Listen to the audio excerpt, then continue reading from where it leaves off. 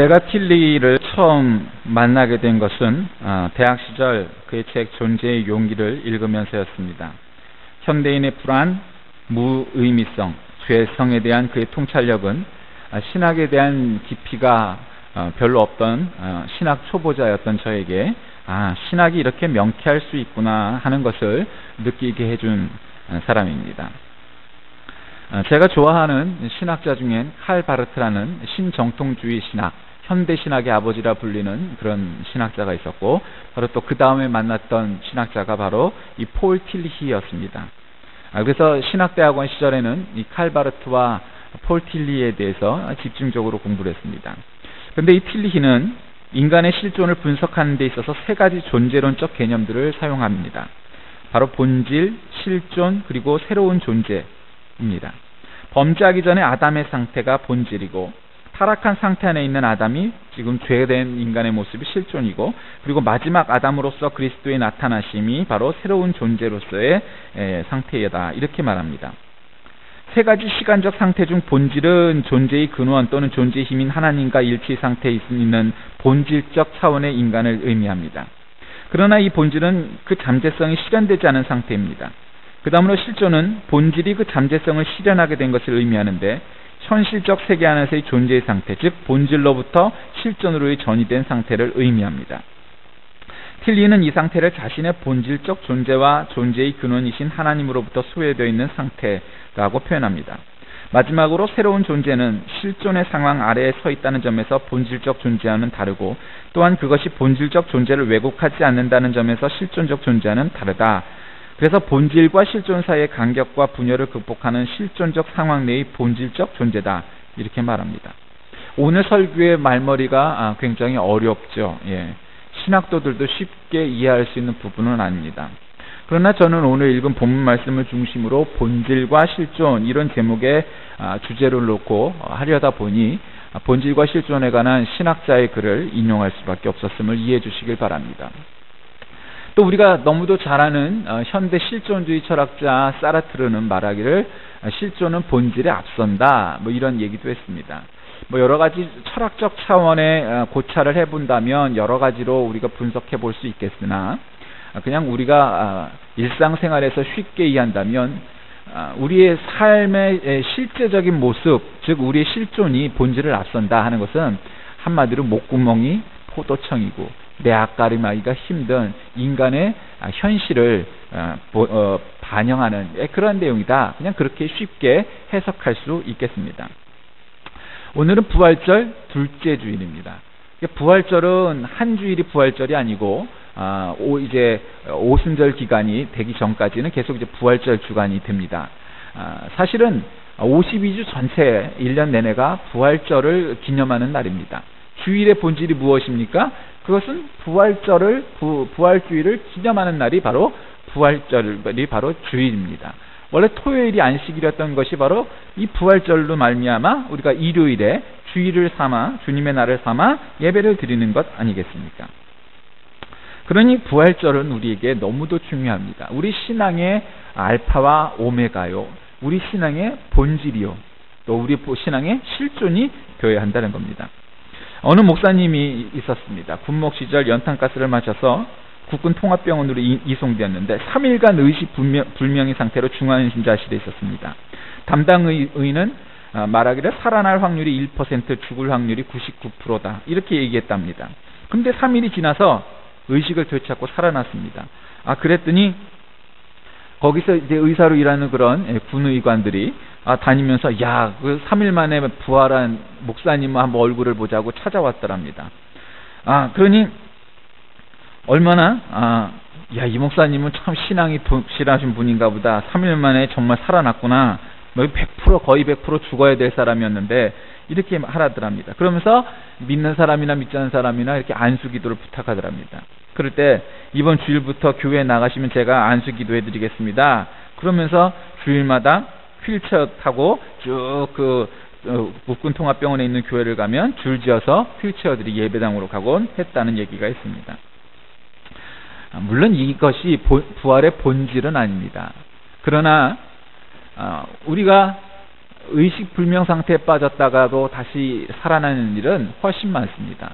지금 우리가 부활한 존재, 부활하신 분은 예수님밖에 없습니다. 그러나 우리는 부활할 존재라는 것을 분명히 믿습니다.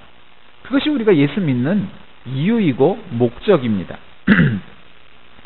세상 살다 보면 상식이 깨지는 일도 많고 또 상식대로 되는 일도 많은 것이 사실입니다. 예수님 당시에도 예수님이 신앙의 본질인 복음을 전하는 일뿐만 아니라 병자도 고치시고 먹을 것도 주시고 뭐 했지만, 그러나 그것이 신앙의 본질 그 자체는 아니었습니다. 빌립이 등장하면서 수많은 사람이 빌립에게 전도를 받고 세례를 받는 일이 생깁니다.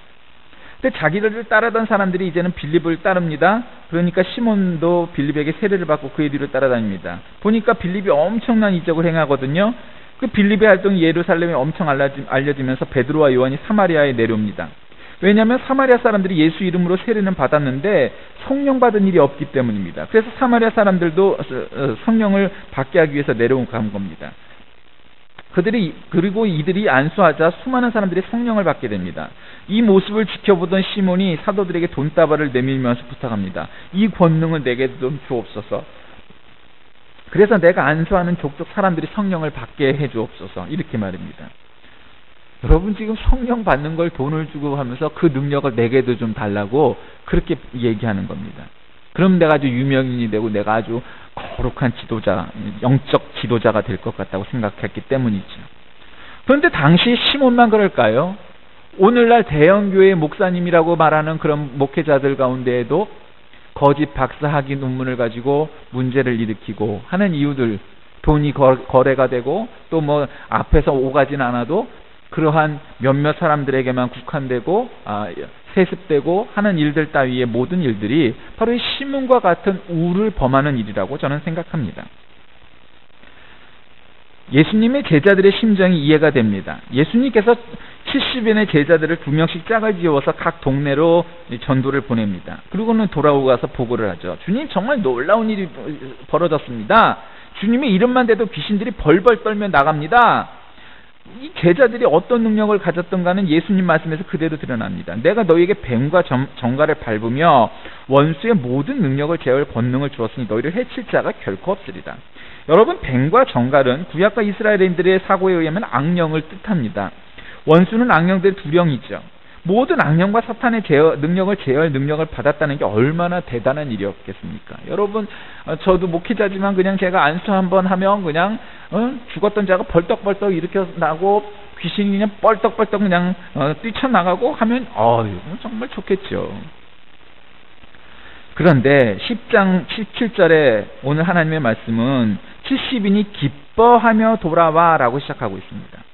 당연하죠. 얼마나 기뻤겠습니까? 이전에는 그저 물고기 잡고 뭐 하고 세리하고 별 볼 일 없던 존재였던 자들이 예수님의 제자가 되고 예수님이 부활하셔서 우리에게 모습을 보이시고 그리고 이제 성령이 임하게 되자 이 사람들이 예수의 권세를 예수의 이름으로 막 하니까 성령 받게 되는 일이 이렇게 되어서 죽었던 자가 살아나고 아팠던 자가 뻘떡뻘떡 일어서고 귀신이 뛰쳐나가고 하는 막 일들을 보니까 그냥 기뻤던 겁니다. 근데 예수님도 제자들을 칭찬하십니다. 그래, 내가 사탄이 하늘로부터 번개같이 떨어지는 것을 보았다. 그런데 여러분, 다음 구절에 뭐라고 나옵니까? 그러나 귀신들이 너희에게 항복하는 것으로 기뻐하지 말고 너희 이름이 하늘에 기록된 것으로 기뻐하라. 여러분, 이 말씀을 한번 천천히 음미하면서 한번 생각해 보십시오. 지금 제자들은 그들이 할 수 없는 기적을 행했습니다. 그 기적으로 수많은 사람들이 환호하고 예수 이름에 열광하는 것을 보았습니다. 카타르시스를 느꼈고 참으로 열광적인 모습에 얼마나 감격했겠습니까? 여러분, 그것이 얼마나 복음 전파 효과적인 수단이 되었겠습니까? 그런데 지금 예수님은 그런 지금 아주 인기 최고조에 달해 있는 제자들, 그 제자들을 향하여서 오히려 거꾸로 상반된 의견을 말씀하십니다. 귀신들이 너희에게 항복하는 것으로 기뻐하지 말아라. 귀신들이 항복한다는 것은 이 땅에서 귀신들에 사로잡힌 사람들이 노임받는다는 걸 의미하고 예수님도 당연히 기뻐하실 일입니다. 그 병자가 건강해지는 것도 마찬가지지요. 불행한 자가 행복해지는 겁니다. 우리가 종교를 선택하고 신앙을 갖는 것도 그런 이유가 왜 없겠습니까? 당연히 마땅히 기뻐할 일이고 또 칭찬받을 만한 일입니다. 그런데 예수님이 인정했고 칭찬도 하셨는데, 그런데 예수님은 결론적으로 기쁨의 내용을 다른 것으로 제시하십니다. 귀신들이 너에게 항복하는 것으로 기뻐하지 말고 너 이름이 하늘에 기록된 것으로 기뻐하라. 예수님의 이 요구가 무슨 뜻이라고 여러분 생각하십니까? 오늘날 기독교는 사회로부터 많은 지탄을 받습니다. 그 중에는 말도 안 된 편향된 왜곡된 의견도 많지만, 그러나 또 상당 부분은 우리 기독교와 교회가 받아들이고 또 반성해야 될 측면도 많다고 저는 생각합니다. 기독교만큼 이 나라, 이 민족에게 많은 환원을 하고 또 사회복지 시설을 갖추고 교육시설을 시작했던 단체가 있었습니까? 없었습니다. 불교가 이 땅에 들어와서 수천 년이 지났지만 그런 일을 한 적이 없고, 천주교도 기독교만큼 하지 않았습니다. 그만큼 기독교는 그 시대의 가장 그늘진 곳에 사람들을 찾아가고 빛이 되주었고 그 사람들의 소금이 되주었습니다. 그래서 칭찬받아 마땅합니다. 그리고 이 나라 해방과 민주주의를 위해서 애썼던 상당 부분도 기독교회와 교회가 받아야 될 것도 마땅한 일입니다. 세상 사람들도 그거 압니다. 그럼에도 불구하고 오늘날 교회가 욕먹는 까닭이 무엇이겠습니까? 모든 신앙과 복음은 이 땅에 사는 동안 유익이 되어야 한다. 그렇습니다. 그러나 이 땅에서의 쓸모에 대하여 우리가 너무 집착하고 집중하다 보면, 즉 우리의 실존의 모습에 너무 포커스를 맞추고 인생을 살다 보면 때로 우리는 본질을 잃고 살 수밖에 없다는 사실을 기억해야 한다는 것입니다. 덴마크의 신학자 호켄다이크라는 사람이 교회를 가리켜 모이는 교회와 흩어지는 교회로 규정했습니다. 모여서 예배하고 영적 힘을 얻습니다. 그거는 우리가 모이는 교회입니다. 그러나 교회는 거기서 끝나는 것이 아니고 흩어져야 됩니다. 우리가 일상으로 들어가고 가정과 학교와 직장으로 돌아가 흩어졌을 때 우리 모습이 우리가 교회여야만 합니다. 그것이 바로 흩어지는 교회입니다. 그런데 만일 복음을 우리가 실용적으로만 생각하게 되면 예배는 수단에 불과하게 됩니다.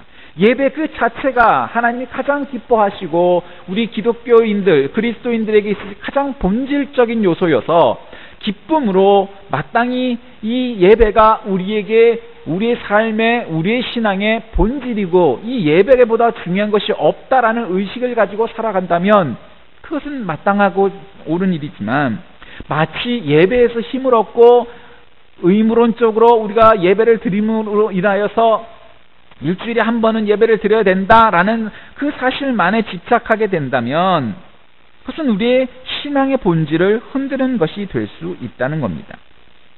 신앙이 교회 안에만 갇혀 사는 것도 옳지 못하나 세상 바깥에서 하는 일들만으로 우리 교회의 모든 것을 채우려 하는 것도 분명 문제가 있는 노릇입니다. 어느 특정 교단은 이런 신앙의 본질보다 오히려 나라의 문제, 사회의 문제, 인권의 문제에 너무 집착하여서 신앙의 본질, 복음의 본질을 잃어버리고 있다고 늘 비판받고 있는 것 아니겠습니까? 또 어떤 교단은 너무 교회 안에서의 문제, 방언의 문제, 신유의 문제, 이런 은사적인 문제에 집착하다 보니 사회적 책임감을 잃어버리고 지탄을 받고 또 독재자나 가진 자들의 편에서 욕을 먹고 있는 것도 사실입니다. 여러분, 그것이 오늘날 한국 교회의 현실입니다. 그리고 어느 시대건 보여줬던 사람들의 실제 모습입니다. 그럴 때 예수님의 말씀을 명심하십시오. 제자들이 병자들을 고치고 귀신을 내쫓은 행위를 예수님은 인정하셨습니다. 그것은 교회가 해야 할 일입니다. 교회는 이 세상의 모든 그늘에 빛이 되어 스며들어야 하고 이 땅의 모든 썩어져가는 것에 소금이 되는 방부제가 되고 치유자가 되어야 합니다. 그것은 교회에게 굉장히 중요한 일입니다.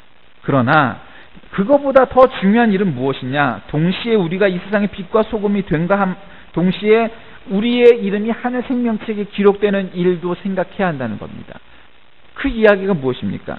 문제는 우리의 관심입니다. 우리가 온통 이 땅에만 집중해서 하늘나라라는 종교 본래, 신앙 본래의 차원, 우리의 신앙의 본질을 잃어버리고 우리의 실존의 모습에 너무 집착하고 살며 우리 통장에 공이 몇 개가 들어갔나 0000 따지고 적자냐 흑자냐, 이노베이션, 디지털, IT 사회, 블루오션, 세상적인 출세와 성공, 우리가 이러한 것에만 집중하고 살다 보면, 아니 우리가 그것의 노예가 되다 보면 우리의 겉모양은 그리스도인이나 우리의 실상은 그리스도인이 아니라 사실은 세상의 자식이 되고 말 거라는 것입니다.